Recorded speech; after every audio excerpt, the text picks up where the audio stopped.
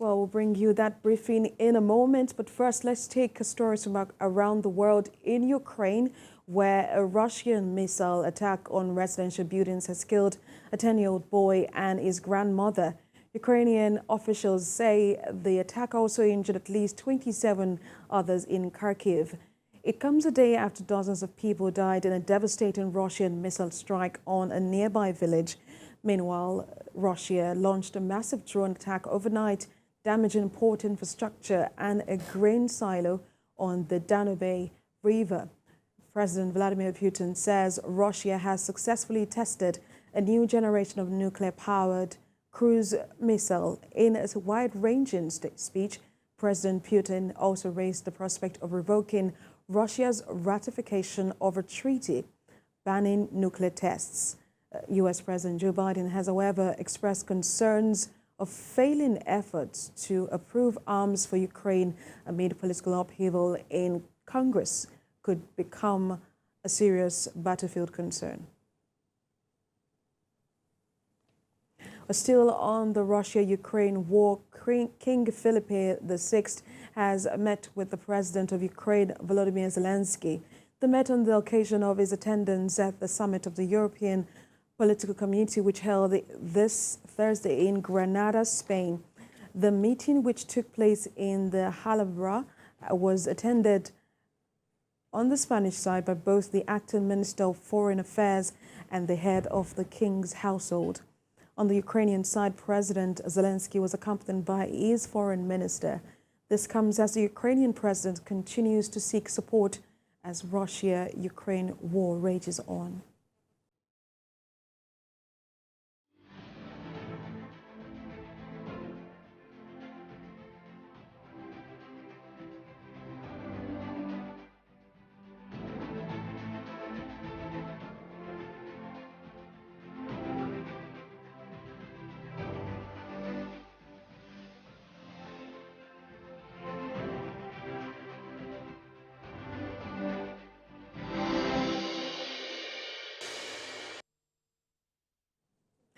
Former United States President Donald Trump has asked the federal judge overseeing special counsel Jack Smith's election interference case to dismiss the criminal charges.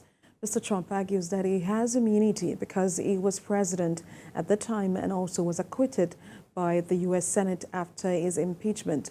While courts have held presidents can be immune from civil liability for their actions while in office, novel legal questions about whether that extends to criminal prosecutions remains unsettled.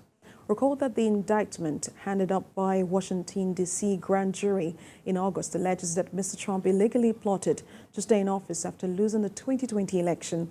Prosecutors allege that Mr. Trump, along with several of his lawyers and advisors, tried to implement a plot to appoint a fake slate of electors and spread misinformation about voting security, all of which ultimately led to the violence at the U.S. Capitol on January 6, 2021.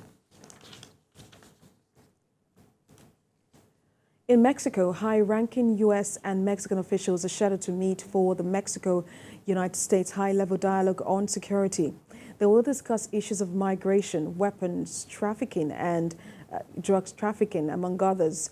The United States will be represented by its Secretary of State, Anthony Blinken, along with the United States Attorney General and the U.S. Secretary of Homeland Security. Mexico, for its part, will be represented by the Secretary for Citizen Security, the Secretary for Governance, and the Minister for Foreign Affairs. Recall the U.S. President Joe Biden's administration on Thursday announced that it will build a section of border wall in southern Texas in an effort to stop rising levels of immigration. The wall is to be built in Starr County, along its border with Mexico, where officials report high numbers of crossing. This comes after President Biden had in 2020 promised he would not build another foot of wall if elected.